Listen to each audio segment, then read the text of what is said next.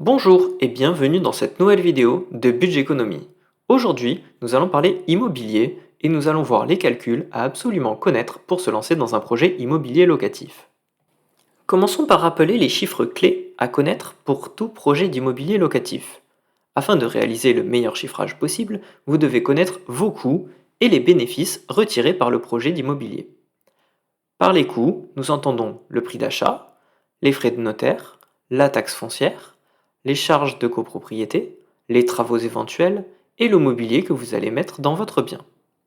Les recettes sont constituées du loyer et du prix de revente de votre bien. Entrons dans le vif du sujet en parlant du calcul de rentabilité. La rentabilité est un ratio permettant de mesurer la capacité d'un investissement à produire un bénéfice. Il s'agit du rapport entre le revenu qu'il génère et les sommes mobilisées. La rentabilité brute permet de donner une première estimation rapide d'une opération. Elle se calcule comme suit. La rentabilité est égale au loyer annuel divisé par le prix d'achat multiplié par 100. Cette première estimation peut devenir plus précise avec le calcul de la rentabilité nette. Elle intègre notamment les charges d'exploitation. La rentabilité nette se calcule de la façon suivante. Il s'agit de la soustraction des loyers annuels avec les charges courantes, divisé par le prix d'achat, plus le montant des travaux, que vous multipliez par 100. La rentabilité nette est plus précise que la rentabilité brute. Cependant, elle n'intègre pas l'imposition. Celle-ci est intégrée dans la rentabilité nette.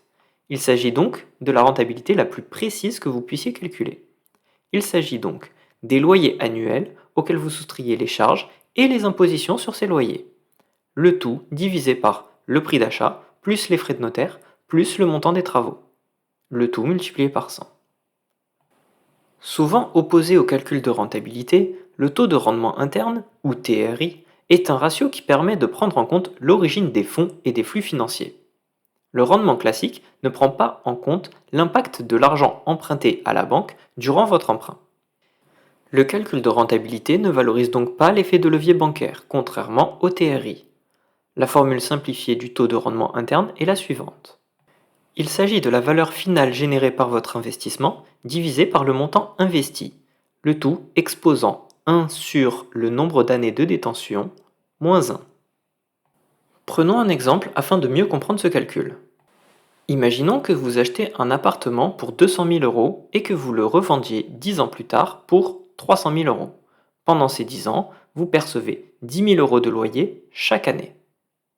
Vous aurez donc généré une valeur finale de 300 000 euros, le prix de revente de l'appartement, plus les 10 années de détention avec 10 000 euros de loyer par an, ce qui nous fait une valeur finale de 400 000 euros.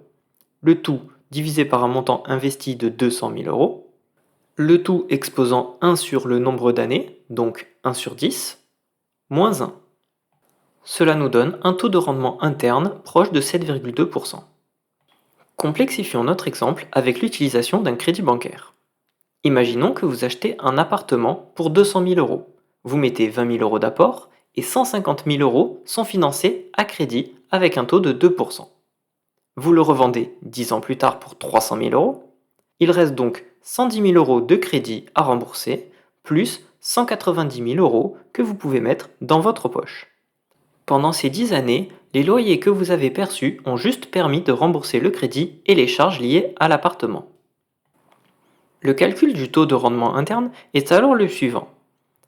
La valeur finale correspond aux 300 000 euros du prix de revente auquel nous soustrayons les 110 000 euros de crédit restants. Nous avons donc 190 000 euros dans notre poche, auquel nous divisons le montant investi, donc les 20 000 euros d'apport. Le tout exposant 1 sur le nombre d'années, donc 1 sur 10 dans notre cas, moins 1.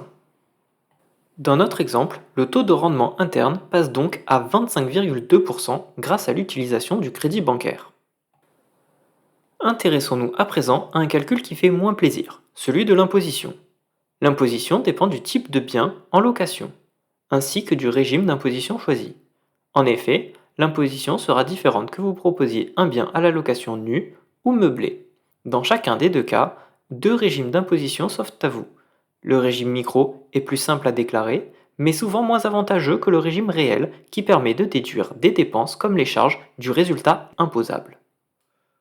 Dans un premier temps, nous allons nous intéresser aux biens loués nus, qui ne sont autres que les biens loués de façon non meublée. Vous avez alors le choix de deux régimes d'imposition, le microfoncier et le foncier réel. Le régime microfoncier propose un abattement forfaitaire de 30%. Cela signifie que vous pouvez soustraire 30% du montant de vos loyers sur votre revenu imposable.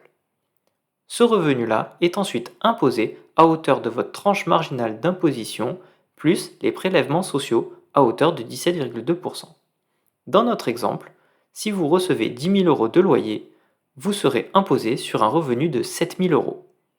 Ces 7 000 euros seront imposés à hauteur de 30% plus 17,2%, donc 47,2%. Vous devrez donc payer 3 304 euros d'impôt pour 10 000 euros de loyer perçu. Intéressons-nous à présent au régime réel.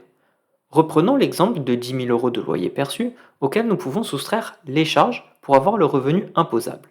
Si nous avons 6 000 euros de charges, le revenu imposable est alors à 4 000 euros. Ce revenu imposable est alors imposé de la même façon que précédemment, la tranche marginale d'imposition plus les prélèvements sociaux. Cela nous fait donc une imposition de 1 888 euros pour 10 000 euros de loyer perçu. Intéressons-nous à présent à la location meublée. Les loueurs meublés doivent se déclarer en LMNP, loueurs meublés non professionnels. Vous pourrez alors choisir deux régimes d'imposition, le micro-BIC et le régime réel. Intéressons-nous à présent au micro-BIC, BIC étant bénéfice industriel et commercial. Ce régime d'imposition nous offre un abattement forfaitaire de 50% des loyers perçus. Pour des revenus de 10 000 euros annuels, nous avons donc un abattement de 5 000 euros et les 5 000 euros restants sont imposés à hauteur de 47,2%, correspondant à la tranche marginale d'imposition plus aux prélèvements sociaux. Vous devrez donc payer 2 360 euros d'impôt sur les 10 000 euros de loyer générés. Passons à présent à l'imposition la plus clémente, le LMNP au régime réel. Le revenu imposable correspond alors au loyer auquel nous soustrayons les charges et l'amortissement du bien et du mobilier. Pour un loyer de 10 000 euros, nous pouvons donc soustraire 2 000 euros de charges de fonctionnement et 6 500 euros d'amortissement de biens et de mobilier. Le revenu imposable est donc de 1 500 euros. Ce revenu imposable est toujours imposé suivant les mêmes règles, la tranche marginale d'imposition plus les prélèvements sociaux. Ce calcul nous donne une imposition de 708 euros pour les 10 000 euros de loyer généré. Pour l'avant-dernier calcul, passons à un calcul qui intéresse beaucoup plus les investisseurs, celui du cash flow. Le cash flow n'est autre que le mot magique en immobilier, souvent considéré comme le Graal de l'investisseur immobilier locatif.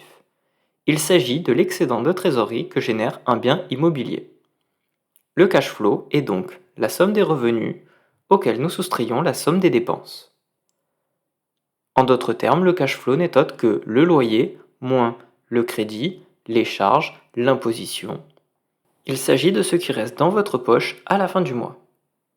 Si vous avez compris le calcul du cash flow, vous comprendrez aisément que l'autofinancement est lorsque le bien mis en location permet d'obtenir un cash flow positif ou nul. Ce dernier calcul est le calcul de l'autofinancement pour l'investisseur. Cependant, pour la banque, le calcul de l'autofinancement est différent. Il faut que 70% des loyers soient supérieurs ou égaux à la mensualité de crédit. Cette vidéo touche à présent à sa fin. J'espère que tous ces calculs vous permettront de mener à bien vos projets immobiliers. Si vous avez des questions, n'hésitez pas à me les poser en commentaire ou sur Instagram @budgeteconomie. Si cette vidéo vous a plu, je vous invite à mettre un pouce en l'air et à vous abonner à la chaîne YouTube. Je vous souhaite une excellente semaine et vous dis à samedi prochain.